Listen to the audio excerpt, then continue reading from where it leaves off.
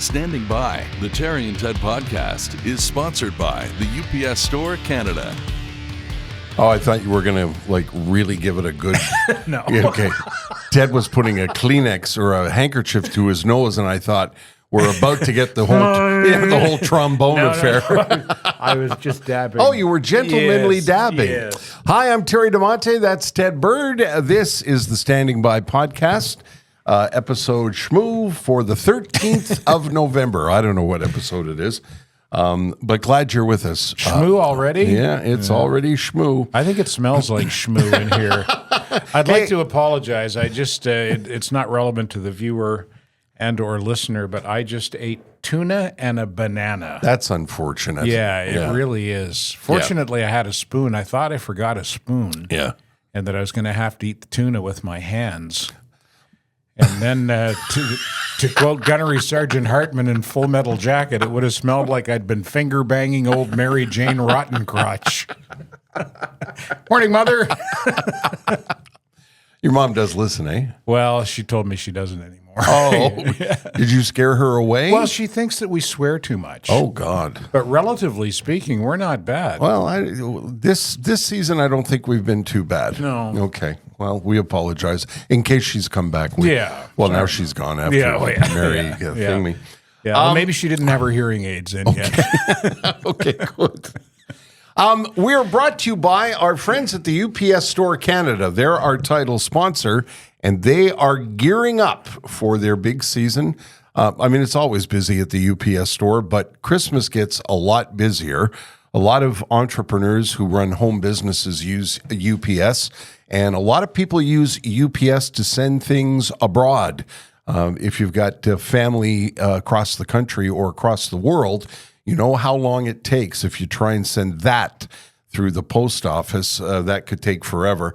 The UPS Store Canada can help you organize that, pack that, get it all ready to go, and ship it for you. It really is a one-stop place for eliminating any kinds of worries or concerns. Or, if you're just not into packing and taping and everything, let the UPS Store Canada help you with that for the holidays. They can also help you foil porch pirates, those sons of bitches. Yes, they can. Yeah. I never thought of that, Ted. Yeah, well, they run that. I saw that on their social media. Let us help you foil the porch pirates. You can arrange to send your packages and pick them up at the UPS store in your neighborhood, and there are over 400 locations now across the country.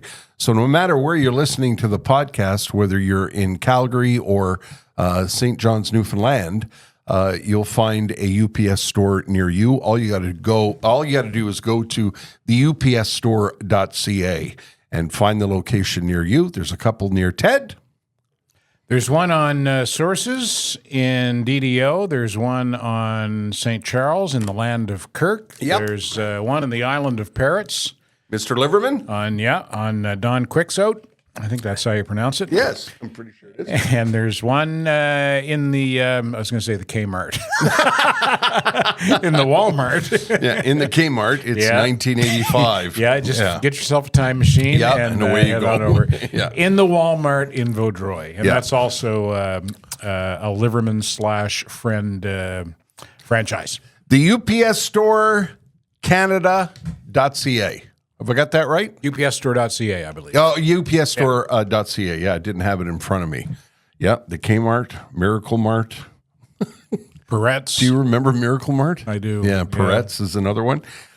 We have an email box that you can send us email to. And I would like to mention a couple of people who have sent us email before we get diving into the episode this week. John Tavares, thank you very much. The former captain of the Toronto Maple Leafs? I don't think so. No? He says, hey guys, very happy to hear you again. Seemed like such a long time. We look forward to the show, and Terry, we are glad you're back. We got a nice letter from Shayna in Calgary. Shayna used to live just up the street from me in Arbor Lake, which is a suburb of Calgary. And she sent me a note saying that they moved to Calgary in 1995 to be French immersion teachers, and that we met while skating on the lake at Arbor Lake. The community had a little private, small, man-made lake, and Shayna sent us just a lovely note about the podcast, and we really appreciate that, Shayna. Nice to connect with you. We got a note from Patrick, who said, "Thanks, guys. You've reduced me to a bucket of emotion and tears as I listened to the November 6th episode of the podcast with the story of Ted's uncle and the poignant letter from the chaplain. My grandfather was wounded in France during World War II and was sent to England to convalesce. That's where he met a young Irish woman, my grandmother. They were married 2 weeks later and spent their lives together surrounded by a loving family." And Patrick went on to tell the story about his family put together a scrapbook too that you were talking about on that podcast last week. And I've got one last one just to mention quickly. Julian, who grew up in my area of the West Island, in the Brook Park, Allard Park, not too far from Granger, where I was raised, sent us a nice letter about the podcast, and I appreciate that. And speaking, by the way, the email is Standing by the podcast at gmail.com. There you go. And we read them all, and we try to answer them all. And if we don't answer Yeah. yours, it's because it slipped through the cracks. Yeah. We're not being overwhelmed or anything. No. So we do. But we get a few a week, Yes. which is nice. Yeah, we're really, really pleased about it. And we've been really pleased about the folks who've been tapping us on the shoulder in the community saying, "Hey, love me the money." podcast." Yeah, there's that too. Speaking of Remembrance Day, Ted, I'd like you to tell the little tale about being out in Ganawagi. Well, I worked on the morning show last week at K103 in Ganawagi, where I worked for a couple of years, 2010 to 2012, and they had me fill in for Heo Kirby last week. And the week ended Saturday with the annual Remembrance ceremony put on by Mohawk Legion Branch 219 in Ganawagi. And it's a remembrance ceremony like no other because it combines elements of military tradition and native spirituality. You get piped out to the cenotaph from the Legion by the pipes and drums of the Black Watch, Royal Highland Regiment of Canada. And once there's always a native-themed ceremony. This year it was the Red Tail Spirit Singers drumming and singing, and I can't tell you the specifics of the theme, but it's a tribute to warriors past and present here and in the spirit world. And it's so moving and uplifting, and I never miss it. I go every year. And this year I went with our new friend Ginger Petty. Nice. Who was one of our guests on the podcast a few weeks ago. We'll speak of her a little bit later on when we promote her event. She is an honorary lieutenant colonel with the Grenadier Guards of Canada. And I told her about that event, and she said, "Let's go." And she came out in full uniform. Fantastic. There's a picture on my Facebook that you can see of myself, Ginger, and Kyle Brisebois, combat veteran sergeant of the U.S. Marine Corps. What a uniform. Yeah. As I was saying to you last night on the phone, you're no offense to you or Ginger, but your eye is drawn to that Marine uniform for Well, there's sure. nothing like that dress blue uniform of the Marines. You also told me about an organic thing that happens not too far from your house, Ted. I thought that was really interesting too. Yeah, that's at a place called Heroes Park on Beaconsfield Boulevard between St. Charles and Woodland. That was a park that our friend Steve Gregory was instrumental in putting together some years ago. And there's a cenotaph there, and I did not go yesterday. I wanted to, but it just didn't happen. Every November 11th at 11 a.m., local citizens gather, not organized, not planned, totally organic. Yeah. And they have their own little Remembrance Day ceremony. That's what I love about their this. own moment of silence at 11 a.m. There's no advertising. There's no people gather to pay their respects organically, as you said. I thought that was really, really nice. Yeah, it is really nice. Yeah. We've mentioned the Solak family who listen to us in England every week. Toby and his son Finn. Finn doesn't let Toby listen to the podcast unless Finn is with his dad, and I think that's a nice thing. And Finn's brother Parker is an air cadet, and he was chosen to lay the wreath at one of the local ceremonies in England just this past couple of days, and I thought I would mention that because it was a proud moment for No doubt. Toby to watch his son be chosen to handle that very special moment at the ceremony. That's quite an honor. And when you mentioned Air Cadets, I immediately thought of your Yes. short-lived Air Cadets career. Yeah, I was in the Air Cadets for about 22 minutes. You want to tell this Yeah, story? well- You have to tell it now. It's the quick thing.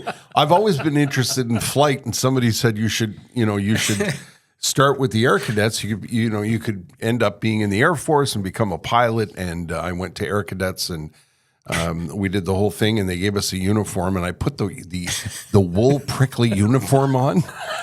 And you know when you put on a wool, I mean, not many people put on a wool pair of pants anymore. Yeah. And this is back in like 1970 or something. Yeah. And I'm standing there standing there in this prickly uniform thinking, oh, Christ, what have I done? And we're in a line, of course, and there's a guy coming along the line, and I don't know, I was standing wrong or my little toque was tilted the wrong way or something, and the guy said something to the effect of, what is wrong with you maggot? And I went, oh, alrighty then. Maggot, you say. Maggot. Here's your prickly wool uniform. I don't think this is for me. Here's your hat. And I'll see you Gonna later. take my prickly pants off and leave. And that's terrible because I know I don't mean to show disrespect, but I was a kid and the pants were prickly and the guy was yelling a lot. So It's just a funny story. The way you tell it. Maggot, you say. yeah, oh, maggot. That's a special term of endearment I've never heard. Anyway, tip of the cap to you, Parker. Nicely done, Toby. I'm glad it made you smile. And we have to. We don't have to, but we're gonna talk about the biggest news story of the last week, which was President-elect Donald Trump. Now, before you hit the stop button and before you go running for the hills, we do not do politics. Ted and I are politically engaged. I've always been fascinated in politics. My wife and I love politics. The election night was like the Super Bowl for us. We were all under the blankets in front of the television at around 7 o'clock waiting for the polls to close. And we got a note from somebody who said, on Facebook, somebody said to me, why didn't you mention it? Why didn't you talk about the election leading up to the American election? First of all, this podcast ain't the place for that. And there are lots of podcasts you can listen to. One on this very network. Yeah. Right? What's the name of it? Oh, the morning show. The morning show. Yeah, Wednesday morning, yes, 10 with o'clock George. live, Yeah. myself and George Santrisos and Poseidon. Yeah. I would imagine that this week it's going to be all U.S. election all the time. So there you go. There's an invite for that. And what's the other one that Jean Charest was on? Politiquement parlant. That's with here's another one. George co-hosts that. That's a really good. It's French, so you have to understand French if you're going to be on board with that. But it's a terrific podcast and an influential one in the French media in Quebec. And standing by ain't the place for that. But the election was a worldwide story, and people are interested in what we think. And I don't want to talk politics, and I don't want to talk about you're this and you're that and you're stupid. And that's what politics has become now. It's all yelling and screaming and divides families, and people don't talk to each other anymore. And I am not a fan of Donald Trump's. However, it's not my country. I don't live in the United States. I don't vote in the United States. And I don't understand why so many people in this country have their arse in a complete knot and are freaking out and getting ready to jump out windows and everything else. It wasn't our fight. It wasn't our election. Yes, does it have worldwide implications? I understand that. I'm not stupid. But I don't understand the hand-wringing and the yelling and the screaming And, the social media is the worst for it. Social media gives everybody an opportunity to be a drama queen and to and a political expert. Yeah. And would I have voted for him? I don't know, because I didn't live down there. But that's what the American people chose. And as Joe Biden said this past week, democracy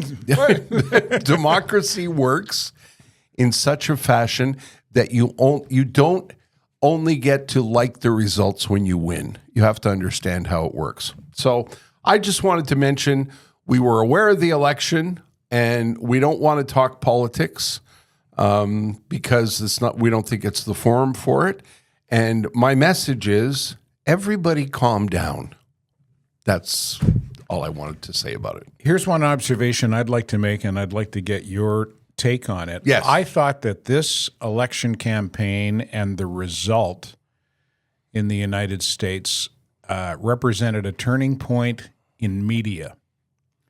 I think that the election was won and lost more on podcasts and social media than it was in the mainstream media.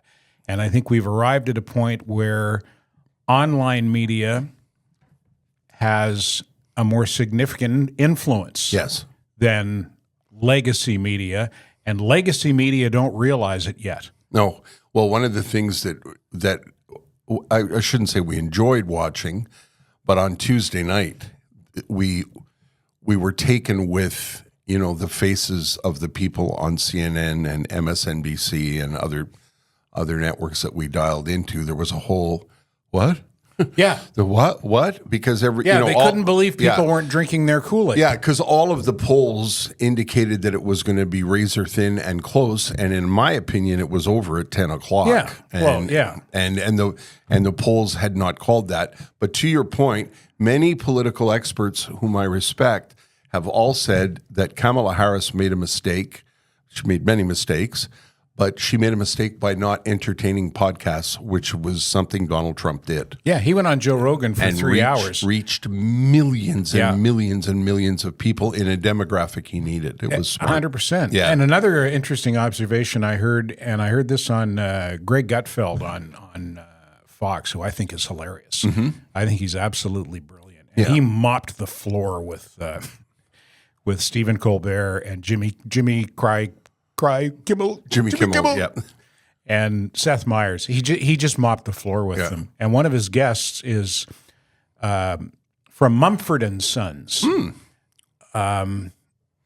Oh gosh, I can't think of his name right off the top of my head. Was the band member that got drummed out? Maybe, yeah, because he's conservative, so it wouldn't surprise me if he got drummed out. But he made a great point about Trump capturing such a significant percentage of young male voters. Yeah. And this guy, I wish I could remember his name. He said, one side was putting tampons in men's bathrooms, and the other side was parallel parking 40-story tall rockets. Right. Which side do you think young guys are going to go for? Right. Well, I think, and I hope and I pray, there are a couple of things. I consider myself a man in the center politically. I've voted both left and right over the course of my lifetime. But I am now in a headspace where I am so pro-Israel, period, full stop, that I'm really struggling with watching the daily demonstrations and closing down of blocks in cities across the country. That's getting old. And I'm also a live and let live guy, but getting tired of being screamed at and lectured when I, do something that doesn't, what's the word I'm looking for? I'm not falling in line with. You're not with the narrative. I'm not with the prevailing narrative. Yeah. And listen, I understand a lot of things about the political divide, and I get it. But one thing that I don't understand is what's interesting. Jess and I have talked about this. it's interesting to watch people on the left behave like people, the extreme left and the extreme right are both extremes. And the people on the left behave in such a fashion that they're exactly like the people across the aisle. Do you know what I'm saying? Well, roles have reversed. Yeah, the roles it's flipped. The roles Everything has been flipped on its head. And just because somebody has a conservative view of the world doesn't make them a piece of dog shit. No. And you're allowed to have, well, at least in my lifetime, you used to be able to have differing opinions. Yeah. And that's one of the things I'm sad about. And that's why I thought we would bring it up, because I wish everybody would take a pill. If your uncle is a conservative, talk to him. Yes, that doesn't make him a Nazi and or a fascist. Right. And the reverse is true. If your conservative uncle doesn't want to hear, your side of the story, try and sit down with them. I know I'm barking at the moon. Nobody's going to do this. Everybody's going to scream and yell and throw the turkey on the wall. But it's sad to see. And that is the long version of why we didn't talk politics, because we don't talk politics. And Ted and I don't agree on everything, but we managed to meet in the middle on a lot of things. And people have asked me about your stance politically that you express sometime on social media. And I've said this on the podcast before. Ted Bird is one of my best friends in the world. We've known each other for 1,000 years. Why can't I listen to him and have a discussion with him? And why isn't he allowed to have his opinion?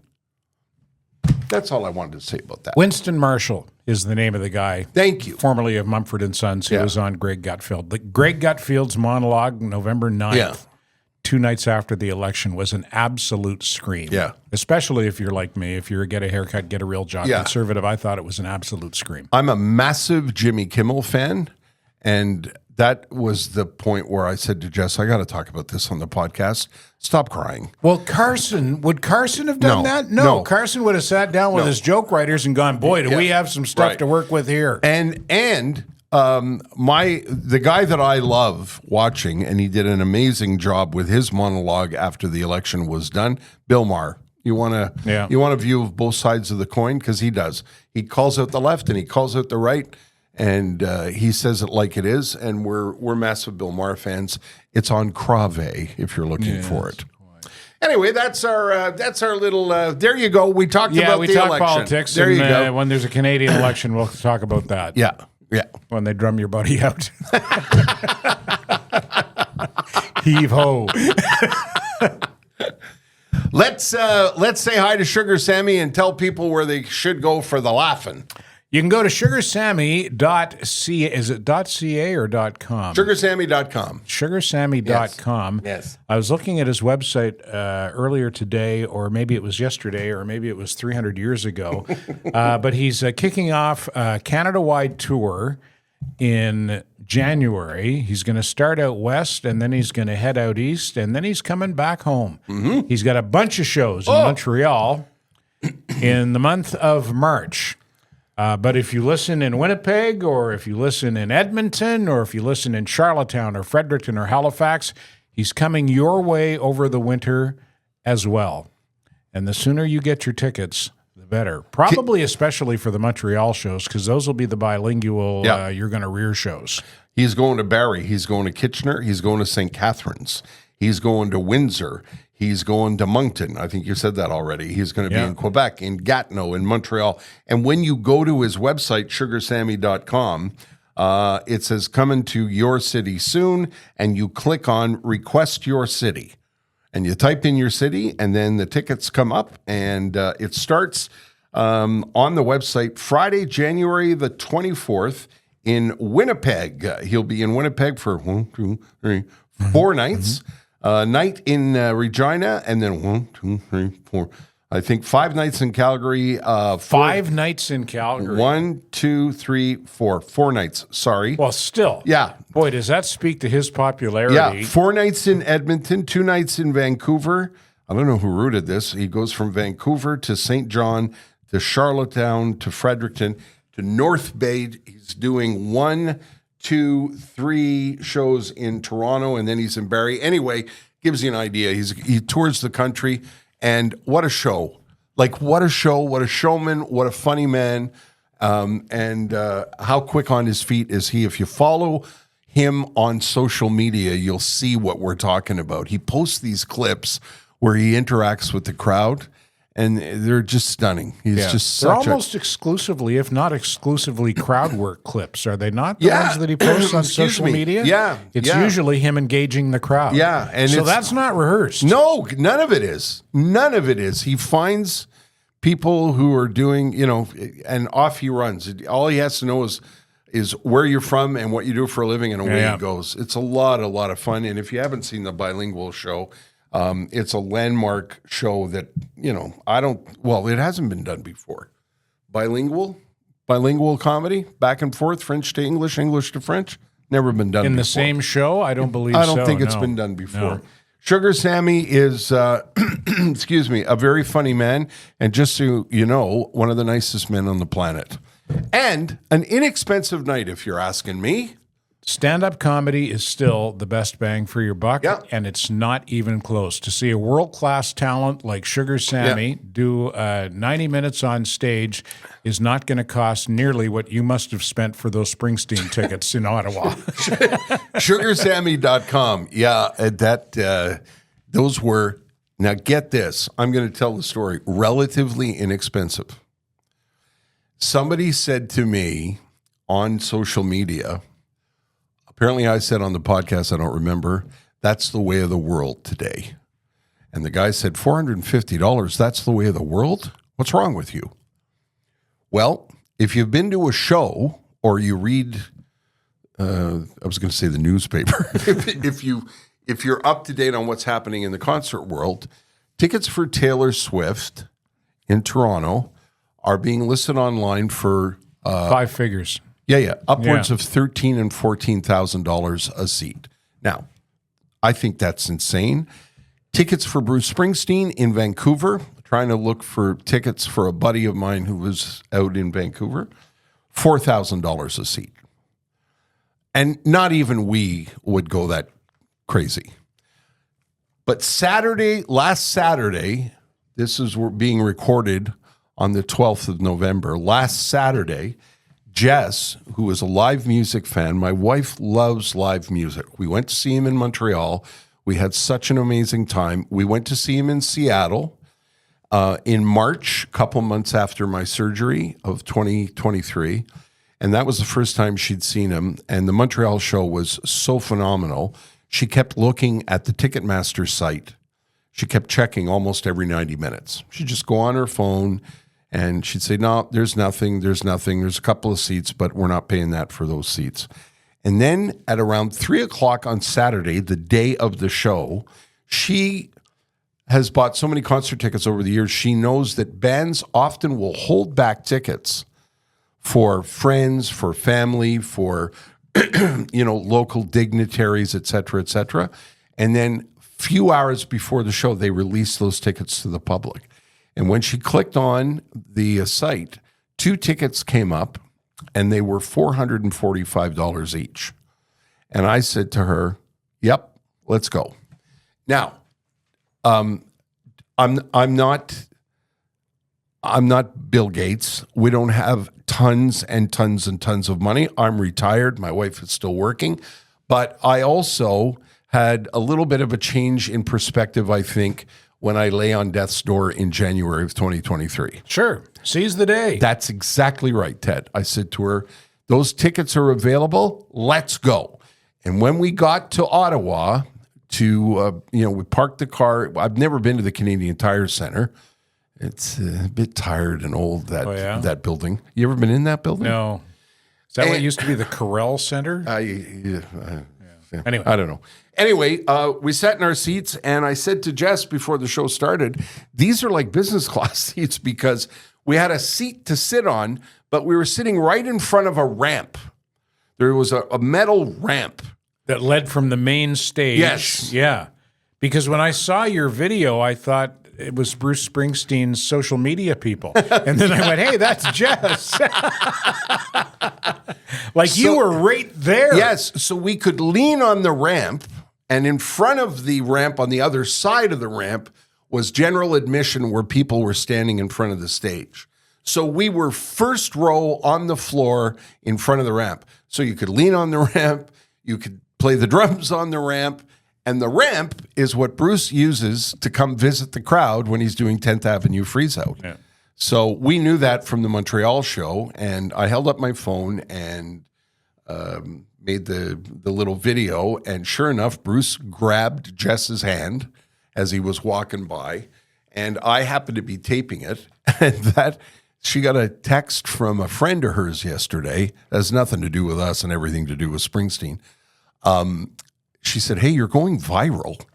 The tweet of that video that I put on Twitter has been seen 145,000 times. So because of Bruce, of course. Well, you were right there. Yeah, and we were right there. And that's yes. Is it a lot of money to pay for an artist? Absolutely. Does everybody have $800 to spend? No. And I understand that. Believe me, I know how lucky we are. But like I said, my perspective on life and getting things, a lot of people say, oh, that's too much. We'll do it another time. $800 for a once in a lifetime experience. That's not bad. That's what it turned out to be. Bad. That's what it turned out to be. So we jumped in the car at 3:00. We drove to Ottawa.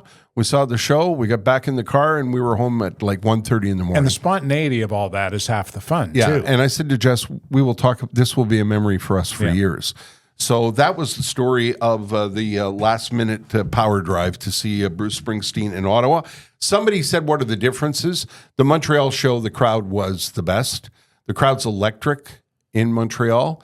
Ottawa wasn't bad. And Seattle was okay. The crowds out west are a little bit more... sedate? Yeah, a little bit more hemmed in, if you know what I'm saying. You know what I mean? Anyway, that's the story of the Bruce Springsteen story. And before we forget, also on the agenda this week, Félicitations Pierre. Pierre Hood went into the Hall of Fame, the Hockey Hall of Fame, last night, as we're recording this on Tuesday. Pierre was in Toronto, and my eyes welled up with tears when I saw him on stage with his plaque and his Hockey Hall of Fame jacket, his blazer he was wearing. Such a well-deserved honor for such an accomplished and wonderful man. Yeah, overdue even. Overdue is, that's kind of occurred to me is what took them so long to get to Pierre. Yeah. Yeah, but better late than never. Yeah, congratulations, good on you, Pierre. Yeah, we're so happy about that. Yeah, I'm happy to be his friend. That's I like knowing Pierre Yeah, Hood. I like being able to pick up the phone and call Pierre Hood and have him take my call. Yeah. Yeah, that's pretty cool. It's a little bit like if you had Danny Gallivan's number. Exactly, yeah. It is. It's exactly like that, actually. Yeah. But, and I don't see Pierre the TV guy. I see Pierre the man. Yeah. You know, because he's such a good and decent person and such a great dinner companion and just a lovely, lovely man. And I think one of the best hockey announcers of our time. Oh, for sure. Or in history, as evidenced by the Hall of Fame. Yeah. Taking a drink of water? Yeah. Should we bring our guest in? I think so. All right. We're going to invite a guest into the studio for a brief visit to talk about an event we are no longer welcome at. That's not true. That's not true. Actually, we're invited. We're just not hosting it this year. I'm just kidding. I'm just kidding around. Don't go away. We'll be back here in just a moment. Enjoy this fabulous music interlude.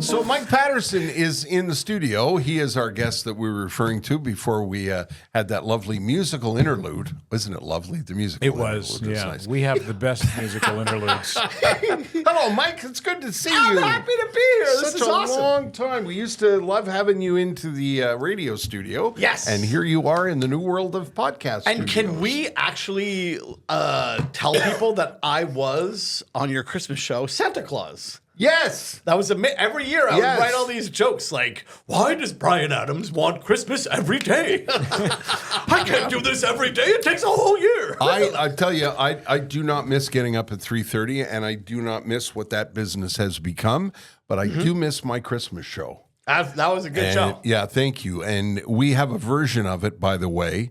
You and I did a version of it on the podcast, which still exists on YouTube. Remember, PJ Stock that's was right, on, yeah. and your mom was on, and my mom was on. It's still available.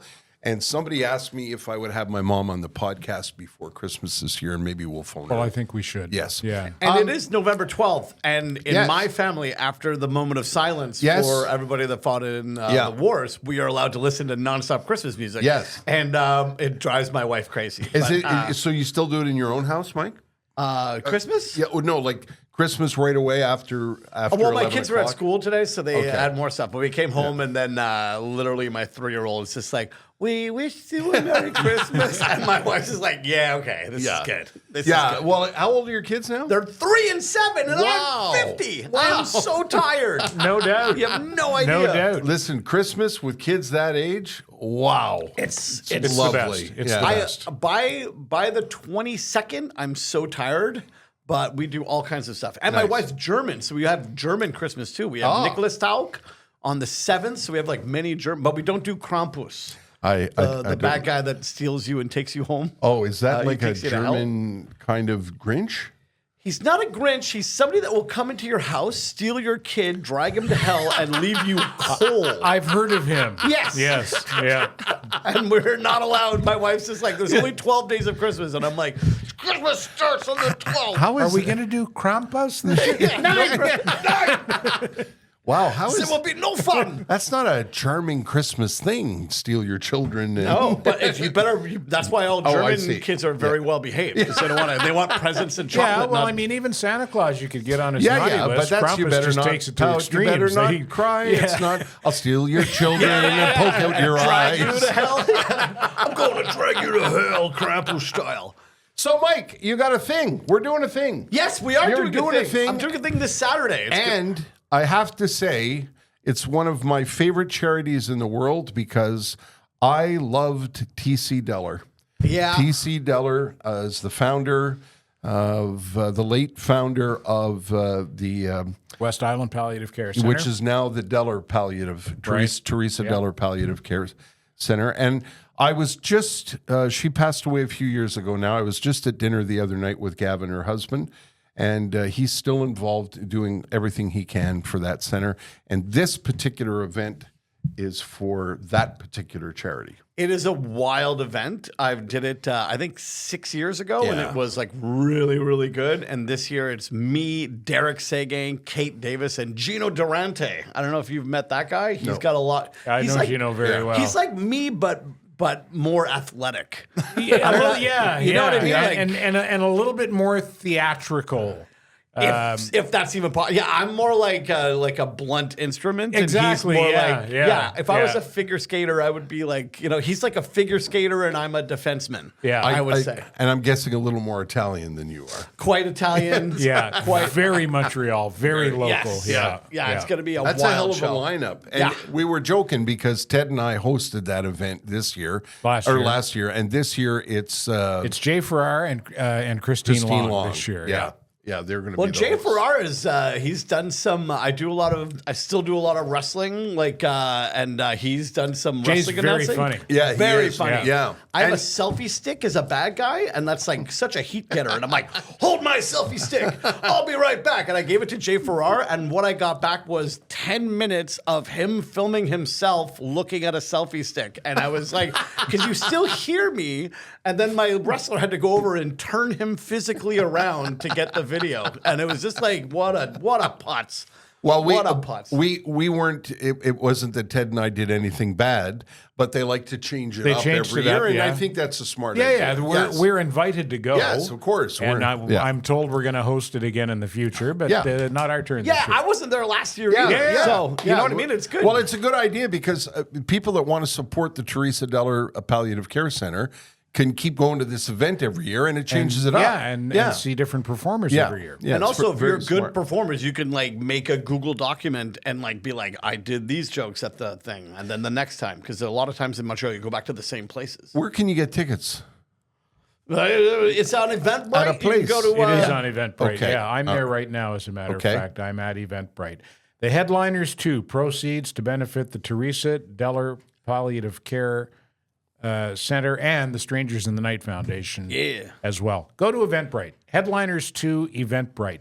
And you'll see Mike, and you'll see Jay, and you'll see Christine, and you'll see Gino, and you'll see Derek, and you'll see, who's the girl? Christine I Long? apologize. Oh, Kate Davis. Kate, yeah. Oh, she's Sorry, amazing. Kate. She's great. One of the most in-demand like speakers in Canada right now. She's quite great. She's very funny. Now, let's take a moment to let you brag about yourself, Mike. Oh, yeah, brag! For people who don't know, You know, Mike, we in were case talking about Sugar Sammy and Yes. bilingual comedy. Mike does French shows now. Did you know Sugar that? Sammy smashed the doors down, and Yes. I just kind of walked through the rubble. And it's great because he charges a lot more for shows than I do. So a lot of times I'll be like, I want this amount of money. And they're like, I know Sugar Sammy. And then he comes back with $30,000. And I'm like, will you pay me my rate? Huh? They're like, yes, we will. So it's great. But wouldn't you admit, Ted and I were talking about this earlier, Sugar Sammy, as you say, kicked the doors down. It is, what he did was as unique a thing as ever been done. In Oh comedy. yeah. And my friends, my wife's friends are teachers, and then they did the bilingual show too at a golf course, and then I got a night off, and we all went, and I went to see a comedy show. And literally, like I was not happy to be at work at it, but then I just watched the show and I just laughed my butt off. And after the show, my wife's friend was like, oh, I just really wish I could talk to Sugar. I'm like, I know Sam Coular, let's go. And then I walked backstage, and he has, because he makes so many people mad. He had like security. Yeah. And then I was like, can you tell that Mike Patterson's out here? And then all of a sudden they're like, the guy with the hair, him and his friends are in. And then they were like, you know, Sugar Sammy. I'm like, nobody knows me. It's hilarious. And but in French, people actually know me and they pay money to go see me do stuff. Yeah, And, but I find it fascinating because if I got this, if my memory serves, origin is Ontario, is it not? Me? No, I'm from Rosemere. Oh, you're from Rosemere. Yeah, Okay, I'm But I was thinking of somebody. are you a relative newcomer to bilingualism? Yes. Did you learn 8 French? years ago, I got Casual Sport commercials, like, you know, so the sports cage. Yeah. And then literally French people, this guy Etienne Danon was like, hey, Mike, why don't you come to Drummondville? I'm like, I can't do comedy. No, but everybody sees you when they get the chicken wings. And I was like, no. He's like, I will give you $250. And I was like, yeah, let's I'm go. there, yeah. Then 6 shows later, they were like, will you audition for television? And I was like, I am not ready for television. I've done 2 shows in French. It's like, I will pay you $250 to audition for television, and you'll get $1,500 if you get on television. I said, yes. So I got that. And my 9th show was on television. Then the host, Rial Baland, said, I'm going to hire you to be on my Music Plus show. And I was like, stop making fun of me. It wasn't that good. And then he hired me for 26 episodes, like after 9 shows. Wow. And then I told Mike Ward, whoa, French comedy is easy. And that was the name of my first one-man show, was Mike Paterson, French comedy is easy. Mais quand tu parles français comme un anglophone, non? Moi, je Oh, parle yeah. comme un Mike Patterson. Yeah. Je comprends que moi, I get all of Mike's jokes. Like, I understand Mike's J'ai fait un French. spectacle à Hamilton et tout le monde a compris qu'est-ce que je parle. I'm like, oh yeah. I always, and that's the other thing is I always had a second show in French too. Yes. So like you do a show So in Calgary, you do a French show. You would consider yourself complètement bilingue. I, You could be on Tout le monde en parle. I can, Yes. but sometimes I don't understand, and I put Yeah. 2 thumbs up and Yeah. go, awesome. So I don't know what's happening, so that's my trick, and they figured it out. The French people figured it out. And the writing of comedy in French, does it have a different rhythm? So I recently wrote, I now have to write, because sometimes I'm doing like 5 shows a night. Yeah. And so, but back and forth from English to French, and Yeah. I don't know what language it is. So like, I have to know, each joke has to be in the same language. So all of the jokes are the same. All of the double entendres are the same. All the wordplay, you can find it. It's been neat. And I actually rewrote all of my stand-up into French. Wow. Which made my English comedy even better and more succinct. And that's interesting. And the French people are constantly working on their jokes. It's a different kind of animal because you can get on TV many times. Like I did one Comedy Now special, and I did one on Just for Laughs, and I did one other CBC stand-up. So that was 3 things in 30 years. In French, I've already done 17. Well, there's a complete different system in the arts in French, in Quebec. Star system. Yeah, in television, in radio. Radio especially is still using the old successful model of radio. Yeah. Lots of people, high quality people, good folks. You know, they still take the summer off. There's that whole thing from the 1980s and 90s and 2000s is still intact. Same thing on television. And you can work all the time if you're a French-Canadian performer. Yes, you can. Tell us about your TV show in Ottawa. Yeah. Oh, yeah. Yes. I have a TV show with Belle called Parle-moi that's Ottawa, where I go to Ottawa and I force them to speak to me in French because I find c'est bilingue pour Mike Paterson in Ottawa.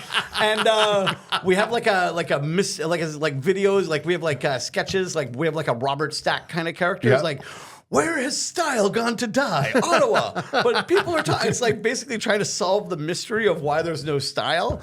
All kinds of, it's just insanity. We have like a guy who thinks that the protests, it's in French, it's manifestation. Yes. But he thinks it's Manicotti Festival. He's going, Manicotti! And he's just basically driving around in a big truck with Canadian flags on it because he found a lot of friends.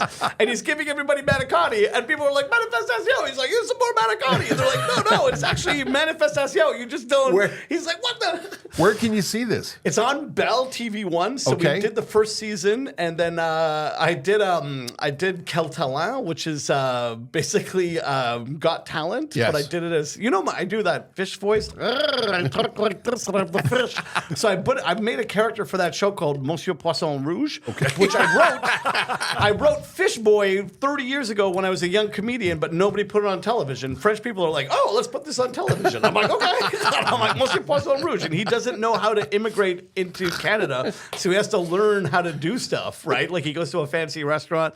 He doesn't know which fork to use, and they're like, "Oh, you'll never be able to be a Canadian citizen." He's like, and then the Kraken attacks, and a bunch of tentacles come out of nowhere, and he has a trident, and that's actually the right fork. But anyway, I went on Quebec's Got Talent with that character, and everybody said no except for Rashid Badouri, who was like, "That's not Monsieur Poisson Rouge, that's Mike Paterson. He's a genius." And then they said, "You could go on to the next level," and I was like, "Oh no, I can't do a whole talent contest. I have a career in children." And then we decided to. That's high praise coming from Rashid. He's a big deal. He said I was French a genius. Yes. I was like, that's got to go in the edit. Yeah. And it's very funny because everyone's like, I don't know. I sang Celine Dion, My Heart Will Go On. And then they're like, X, X, X. And Rashid just wouldn't. And they're like, boot him off the stage. He's like, I will never boot Mike Paterson off the stage. That's a genius. Like that. And then they all changed their votes. So there's a second season coming, or it's up? I'm up filming and it this Monday. We just wrote 6 episodes really quickly. Wow. And it's like all of a sudden. No, when I went on Quel Talent, which is also a Bell property, Bell was just like, oh my goodness, we forgot about this show. Let's get another season. That's great. Yeah, it's good. Christmas is saved, everybody. That's good. And how much time do you have to spend in Ottawa, Mike? I'm going to spend 7 days. Oh, that's all right. And we just hired my wife as the first AD, which is going to be hard. So Grandmama Oma is going to be doing a lot of work. And you have to listen to your wife. Wow. First AD. I already do. She's the one that came up with the idea. I write all my jokes. I now write with my wife, which is such a weird thing. And everybody's like, I read a joke about the vagina. Can I say vagina on this show? You can. We insist. So I write jokes about like, I had a joke about like every time I change a diaper for a kid, my wife gives me a granola bar. And I was like, you're going to need a bigger box, bitch. And speaking of bigger boxes, my wife, and people will be like, I'm going to tell Monica what you said. I'm like, she wrote that joke. Do you think I would ever have the balls to actually say that? So it's very fun. Let's plug the show one more time. The before Mike Headliners heads out. 2 with proceeds to the Palliative Care Center on the West Island and Strangers in the Night Foundation. You can find tickets at Eventbrite. It's Mike Paterson and Gino Durante and Derek Sagan and Kate Davis. I didn't tell my Ted Bird story. Can I tell a quick Ted Bird? absolutely. So Ted Bird is a a great stand-up. podcast. We He's had an nothing but amazing fun. stand-up. He's a great host. So I was recently doing a show at McKibben's on St. John, which I'm doing again December 1st. But anyway, that's a whole other story. I'm hosting that one, thank too. Goodness. Thank God. But anyway, we did a show, and it was for a bunch of bankers. It wasn't going well. Then the second person went. It wasn't going well.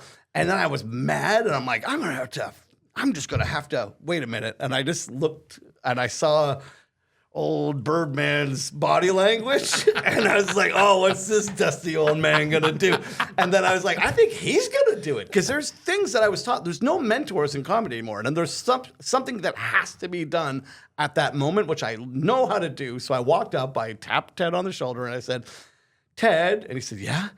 Are you going to yell at them? And he was like, yes, yes, I am. And then he went up and he yelled at them, told a joke from the first comedian that he found was funny, and then changed the whole mood of the whole gosh darn show. And then I got to headline and be like in a good place to do the show. So thank you for that. And thank You're you welcome. For yelling You did your at them. job. It was explained. It was explained to me, Mike, that crowd, because they were all bankers, Yep. a corporate crowd. Well, you must do corporate shows. I do corporates all the time. And sometimes they're scared to laugh in case the VP of finance sees them laughing at the wrong joke. And it was explained to me by a friend of mine who works in corporate at Air Canada that that's probably what happened that night. But the thing is, you have to explain that as the host. You got to say that. But I wasn't hosting that night. know. I was just doing a set. You got to tell So people that they can let loose and have some fun. Yeah, well, it was TD Bank. It was TD Bank managers, and I got up there and I said, "You fucking guys!" I said, "If this was Bank of Montreal, we'd be having a fucking P Diddy freak off by was now." awesome. And that's what brought them around. And but you quoted the girl's joke. There was a young woman who did a joke that was quite good, and you said her joke verbatim. Yeah. And you said it again, and then it got a laugh. And you're like, you see, you can just like take the stick out of your ass and do some. So when your manager or agent Uh-huh. calls you and says, I've got a corporate gig for you, do you hesitate?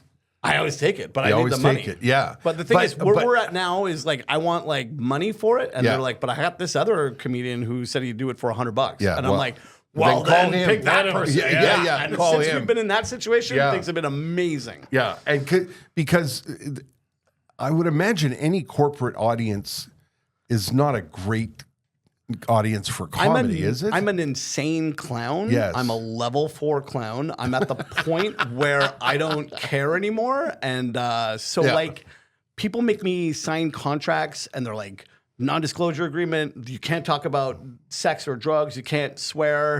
And I'm like, yeah, sounds like a plan. Anyway, vagina. And then, you know what I mean? I say a bunch of stuff and there's nothing that can stop me. This what are they is going what to I do? was telling you before we started recording. Mike made a comment that you're 50 now. Yes. And I said your 50s are the best. That's one of the reasons. Yeah. Because you get to a point in your life where you're like, yeah, well, tell $100 guy he can have the gig. Yep. I don't give a shit. Or, no swearing. Oh, fuck. Okay. I was in a ballroom and then everybody went up and bombed. And then I went up and I was too tired from having children to actually know what was happening. And I forgot that I signed a clean show thing. And I was just like, yeah, blah, blah, blah. And then finally the CEO was like, this guy knows how to tell jokes. And I'm like, and they're like, we all signed a thing. You signed it. Yeah. And I'm like, well, I don't remember. That was like months ago. I'm a comic. Yeah, and I Yes. no It's longer what I have do. I have an acting mate. It's all done through my website. I no longer like Sugar Sammy doesn't I don't have a manager anymore. I had Yeah. a manager, and then I'm like, just whatever. I want this money. Yeah. Give me this. Yeah. And then they go nope or yes. Yeah. And then otherwise I'll just stay home. Yeah, and if they say no, you're not heartbroken. You just move on. Yeah, literally, my Yeah. kids need me a lot. Yeah. So, like, Yeah. if I'm going to leave the house, like that day, I also made beautiful Ken Doran go and get more money because I didn't get enough money from him. So I got that show at McKibben's. I was like, you remember we had that conversation. I can't leave my beautiful children. And he was like, I will go get more money. And he You gave should me try that with Ken Ted. I should, yeah. Go get more money. Your beautiful kids who are like 30, like my 30-year-old My child. 34-year-old, yeah. He can't be away from me. Actually, I should be going to her for money, her Yeah. and her husband. Yeah. Mike, what's your website? My website is mikepatterson.ca, and it's One one T. T. Thank you. Okay, and quickly, December 1st at McKibben's West McKibben's. Island. That's right, yeah. Yeah. and don't forget the Teresa Deller Palliative Care Center gig. That's this That's Saturday. This Saturday. We recorded this. You're listening to this as of November the 13th. Right. So It's on the 16th. You could be listening to this in 2026. The show's over. Yep. Okay. Right. But don't get in your time machine. Right. That's the podcast Take world some now. mushrooms. Go back in time. It feels like radio, but it isn't. I love it. Yeah. I love it. We loved having you. Thank you, Mike. Thank you, Terry. Thank you. Glad to have you guys back. Mike Paterson. We're going to have another musical interlude. Please enjoy this while we show Mike to the door.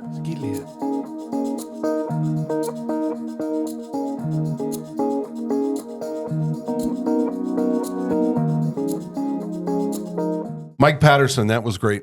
Il parle français comme moi, Oui, avec beaucoup de choses. mais il est drôle. Il est très drôle. Yeah, his French is, it's my French is okay until the wheels come off, and the wheels come off early. His French is like Joe Clark French, I call it. Yeah, but he's old- functionally bilingual, and he's Absolutely. funny in French. Absolutely. I mean, he That's- goes yeah. on the road. He goes Yeah. he goes out to the regions Yes. and headlines. Puis ça c'est difficile. Very difficile. Yeah. I was driving here today, and I was on the Met, and I looked up at the big electronic sign across the top of the Yeah. highway, Yeah. and it said, Pneus Divers, obligatoire, 1 December. And that reminded me. Yes, it's time to take French lessons. I called Merson Auto and I got Val on the phone and I said, Val, I'm on the Met.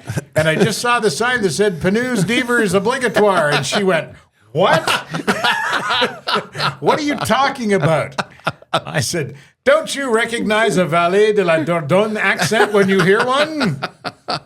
Yes, December 1st. Yeah. Is the deadline for winter tires. And I said, what should I tell people? And she said, tell them if they don't already have their winter tires on, shame on them because you need them now. It doesn't matter if you there's should no... already have them on. if- As we're recording this mid-November, you should already have them. She said it doesn't matter if there's snow or ice. Yeah. 7 degrees is considered the threshold. So anything below 7, your summer tires are not sufficient. You need winter tires. And she said they're booked towards the end of next week. So the sooner you book with Merson, the better to get your winter tires on, and they'll store your summers for you, and they'll check everything that needs to be checked in order for your car to be safe and functional over the winter. You don't even have to tell them what. Yeah, I'd forgotten about that when I went in last week or a couple of weeks ago, and excuse me, as I was picking up my keys after the fun party we had in the waiting room with everybody, Celso said, "Yeah, you're all set. You going to store them?" I said, "No. We have a cabane now at our new house." And he said, "Yeah, that's okay." And I just thought I'd let you know your brakes are good. Your oil's okay. Your shocks are fine. You're all good to go. Your wipers are good. And I went, oh, right. I forgot. While you're putting on the tires, you're doing all of that for us too. Yeah. Yeah. And it was very, very reasonable, and it was efficient. It took a little bit of waiting time because that's the time of year it is. Don't go into the shop and say, "Can you put my snow tires on in the next 10 minutes?" No, call ahead. Yeah, call ahead. You have to call them. Yeah. 514-487-5545. If Val answers, tell her Ted Bird said Pneus Divers Obligatoire. I told you, she did that really nice email to everybody who had an appointment, warning them about Yes. the issue of the traffic. Sherbrooke and Cavendish? Yeah, Sherbrooke and Cavendish is a shit show right now. I just thought that was the epitome of customer service. Yeah. It's just the best. Good folks, those Mersons. Yeah, they sure are. I also wanted to mention the good people at Richer Jewelers. You think I should have to call them in advance, Ted, to take my backup watches in, or should I just show up? You should probably just show up with those. This is a gift for this? you. That's from Pierre. Wow. Those are Belgian chocolates. Oh my God. Really? Pierre went to Antwerp, Yes. the diamond capital of the world, to hand-pick diamonds for clients. And he bought chocolates And he for bought us? chocolates for us. I got the Wow. non-alcoholic ones. Okay. Because I'm Oh, 27 look at years sober. these. These are beautiful. And Wow. Linda gave me the box and she said, these ones have booze in them. They're for Terry. And I said, well, I can have maybe 12. And I should be okay. Jesus Lord, these are unbelievable. Aren't they good? Oh Yeah. my God. I brought what's left of my my non-alcoholic ones, but they're absolutely delicious. Wow. So thank you to Pierre. Thank you, Pierre. That's for a buying us. very thoughtful of him. He was working. Yeah, and that's. I mean, it's not just the diamond capital of the world. I think Belgium's one of the chocolate capitals of the world too. Like Yes. Belgian chocolates. That's next level chocolates. Yes, it is. Did we save some for Matthew, our producer, or Yes, should we eat them Matthew. all ourselves? No, we'll have plenty left over, and I got to save some for Jess. She'll like that. Yeah. That's great. By the way, Robert Richer Jewelers are a sponsor of the podcast, a supporter of the podcast. It's another family-run business. We love these people. They are kind, and they are so good at what they do, and they're passionate about what they do. And I've said this before, for years and years and years, I was always very intimidated to go into a jeweler's because I've thought that, Felt like you didn't belong. yeah, they would look down your nose at you and say, can I help you? And you get such a nice... Some probably still do. Yeah, probably. But they don't. They don't. That's what separates the Richets.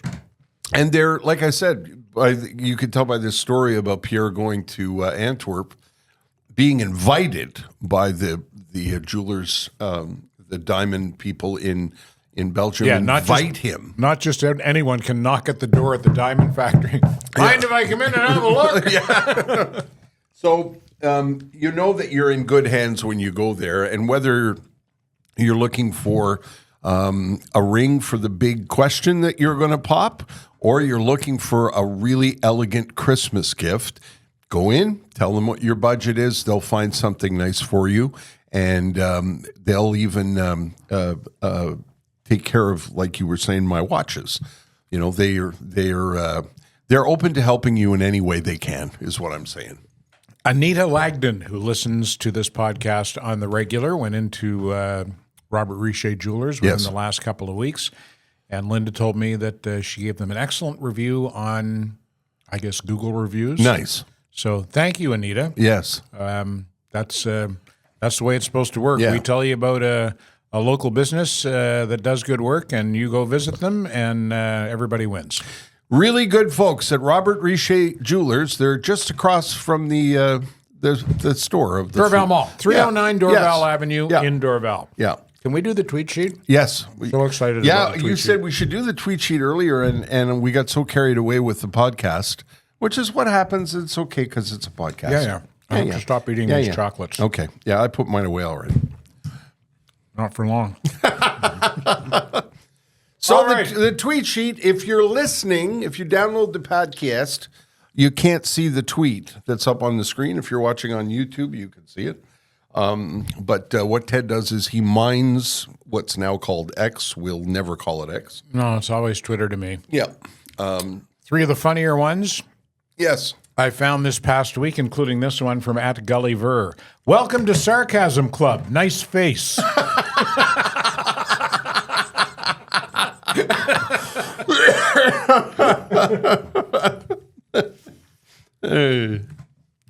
From Skatey420. You think Sigmund Freud's friends were ever like, hey man, shut the fuck up? That was the one I was laughing at before we started. That reminds me of some of the 2 a.m. nights. Yeah. Hey, buddy. Yeah. Shut up, okay? That's Put a enough. sock in it. And lastly, for this week, from @Bob the Suit. This is the worst karaoke bar ever. Judge, bailiff, remove the defendant. and your stage sucks. Falls off witness stand. There's Ted mining the tweets for the belly laughs, which reminds me of your. I don't know if we stood up to it this week. You've got a guaranteed 3 belly laughs or your money back. No, not your money, your misery. Oh, your misery. Yeah, Okay. 3 belly laughs guaranteed per episode, or we'll refund double your misery. You've done good though. The last Ted puts the little commercials together, the little videos, The promos, yeah. the little promos for the podcast, and guarantees 3 belly laughs. Do you think we had that this week? I think so. God, yeah, yes, we're not you're even. gonna finish I can't those. stop eating them. Jesus. I know. Tell a story while I eat chocolate. There once was a man from Nantucket. We should plug the Toy Tea podcast, or the Toy Tea thing, because Ted, we mentioned this earlier in the podcast on this episode. Ginger Petty was our guest a few weeks ago. We were completely taken with her, and We didn't know what to expect. No. I was expecting a cross between Katharine Hepburn and Mrs. Howell from Gilligan's Island. right, Because Ginger is a woman of some means, from up the hill. there's a great history in this city. A fantastic history. Yeah. But she couldn't be more down to earth. Yes, yeah, Lovely, lovely woman. And she is the founder and chief cook and bottle washer of the annual Toy Tea, 33rd annual this year. And what they did in the past was they gathered toys as part of their tea get-together. Yes. This year they're just going to sell tickets, and they're going to use the money from the tickets to buy the toys. yes, And the toys go to children who are with their mothers in battered women's shelters for women who are victims of domestic violence. That's where the toys are going to go to their kids. You can go online.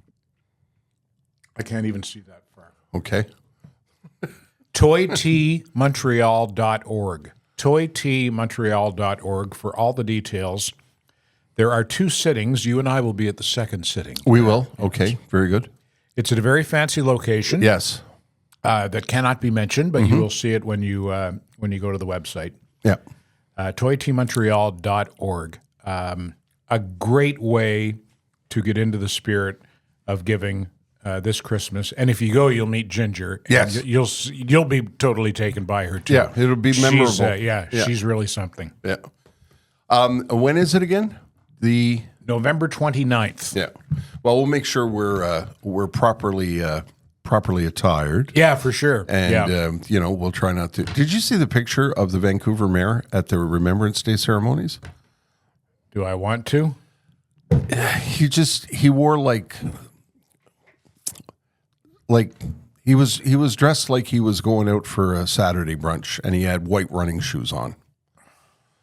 Yeah, Did you see what happened at the Toronto Remembrance ceremony? yeah, it was despicable. Before they paid tribute to the fallen soldiers who Yeah. served and sacrificed for our freedoms, They got a there was lecture. a 3-minute lecture Yeah.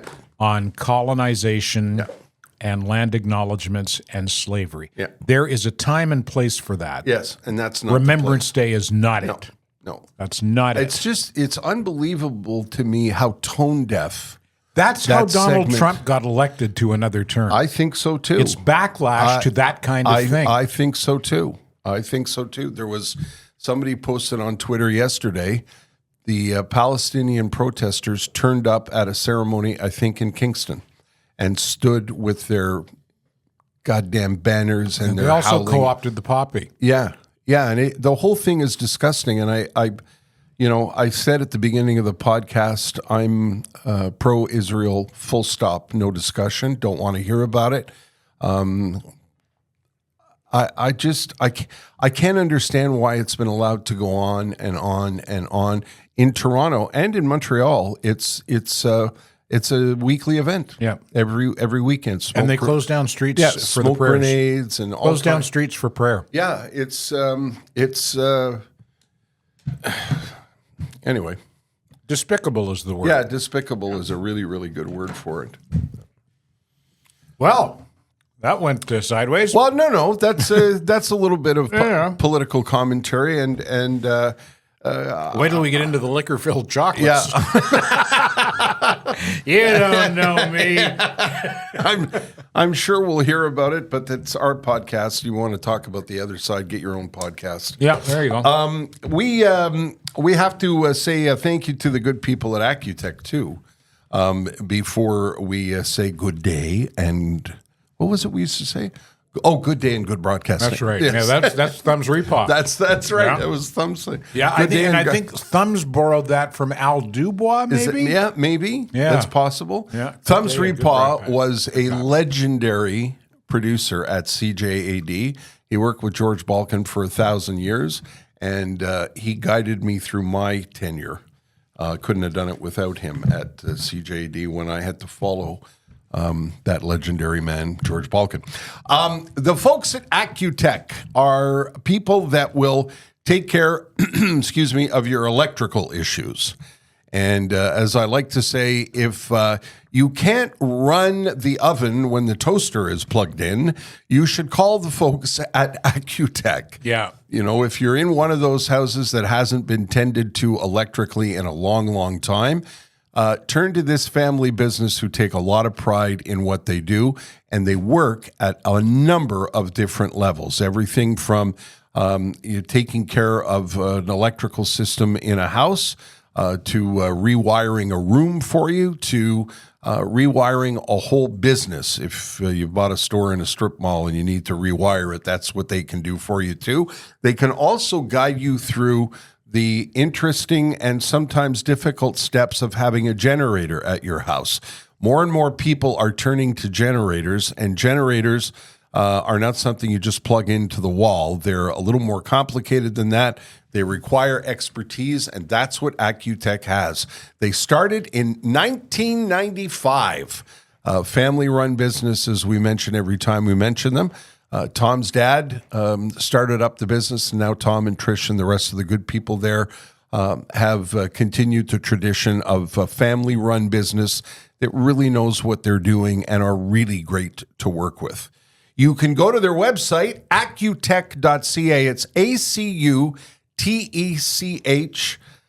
If you need electrical work, start there. You can call them. They're really easy to deal with, wonderful folks. And like I said, really know what they're doing. Sometimes it's a job that requires more than the expertise of your next door neighbor or Uncle Tom. You know what I'm saying? Don't call Uncle Charlie. Yeah. Call Accutech. Yes, there you go. Accutech Electric. You polished them off, didn't you? They're gone. Yeah. Ted's Well, polished. that's not bad. I picked them up. When did I see them? Friday. Okay. We're recording this on Tuesday. Yes. I made a box of chocolates last 5 days. Wow, that's very impressive. Did And you? chocolate's that good. Is there one in here? No. No. Did you? You drop by the shop? I did. Oh wow. Yep. Okay. And they were busy. Were they? Yeah. Did everybody go? happening. Hey, is that Ted Bird? No. Okay. Okay. I guess that wraps it up for another episode. My notebook has come to an end, Ted. Yeah, you all out? Yeah, I've ticked off all of the things we wanted to talk about, and that's where the podcast episode ends. All right. Well, thank you for listening. Thank you for watching. Yes. Thank you for producing, Matthew. Yes, thank you, Matthew. And we want to say thank you to our good friends at the UPS Store Canada, our great and good friend Sugar Sammy. Don't forget, go to sugarsammy.com. The family at the Mersons, the family at Robert Richer Jewelers, and the family at Accutech Electric, all supporters of the podcast. And thanks for saying hello. If you see us out and about and want to say hi and tell us about what you love or hate about the podcast, we're happy to entertain that. And the podcast email, one more time, is standingbythepodcast@gmail.com. Ted and I go over the mail every week. Is that it, Ted? That's it there. All right. This is it's kind of ending like a... Open up those chocolates. 27 years was a good run. Let's go.